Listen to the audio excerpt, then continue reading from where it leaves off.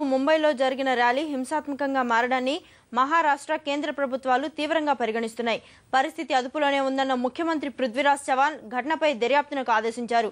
అటు హింసపై సమగ్ర నివేదిక ఇవ్వాలని కోరిన కేంద్ర హోంశాఖ ఘర్షణకు దారితీసిన వదంతులను నమ్మవద్దని, శాంతి పాటించాలని ప్రజలకు పిలుపునిచ్చింది.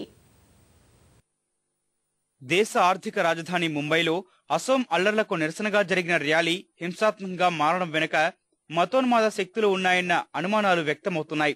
ఈ దిశగా దర్యాప్తు జరపాలని ముంబై నేర విభాగం పోలీసులను ముఖ్యమంత్రి పృథ్వీరాజ్ చవాన్ ఆదేశించారు.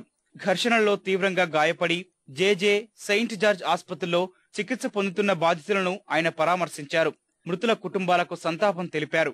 అల్లర్ల అదుపునకు పోలీసులు సంయమనంతో కృషి చేశారని, ఆందోళనకారులు విచక్షణారహితంగా దాడులకు దిగినందున తప్పనిసరి పరిస్థితుల్లో కాల్పులు జరిపారని చవాన్ వివరించారు. ఈ హింసాత్మక ఘటనలో 2 మృతి చెందగా 55 మంది గాయపడ్డారని, వీరిలో 45 మంది పోలీసులే ఉన్నారని ఆయన వెల్లడించారు.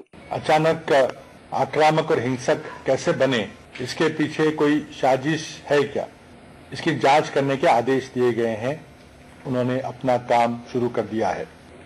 इस घटना में पुलिस ने घटना को काबू करने की कोशिश की. पहले लाठीचार्ज किया, उसके पश्चात टीयर गैस का इस्तेमाल किया, रबर बुलेट्स का इस्तेमाल किया और अंत में फायरिंग करनी पड़ी. అటు కేంద్ర ప్రభుత్వం కూడా ముంబైలో జరిగిన అల్లర్లను తీవ్రంగా పరిగణిస్తోంది.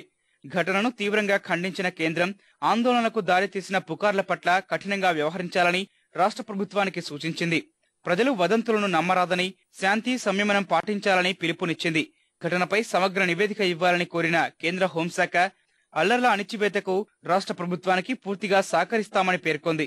मैं सभी भाइयों और बहनों को मैं अपील करूंगा कि अपने हाथ में कानून मत ले ले.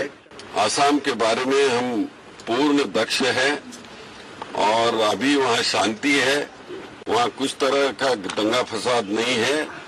तो हमने अभी सब देश में सभी हम पुलिस को अलर्ट करके रखा है कि ये गलत बताने वाले लोगों के बारे में भी ఇమీడియట్లీ కార్యవాయి కరే. మరోవైపు హింసాత్మక ఘటనపై సర్వత్రా ఆందోళన వ్యక్తమవుతోంది. హింస తలెత్తడం దురదృష్టకరమని మహారాష్ట్ర పీసీసీ అధ్యక్షుడు మాణిక్రావు ఠాక్రే విచారం వ్యక్తం చేశారు. ఓబీ వ్యాన్లకు నిప్పు పెట్టడాన్ని మీడియా తీవ్రంగా ఖండించింది. మహారాష్ట్ర హోంమంత్రి ఆర్ఆర్ పాటిల్ పరిస్థితిపై ముంబై పోలీస్ కమిషనర్ తో సమీక్ష నిర్వహించారు. శాంతి భద్రతలను కాపాడేందుకు 38 బెటాలియన్ల సీఆర్పీఎఫ్, ఆర్ఏఎఫ్ బలగాలను కేంద్రం మోహరించింది.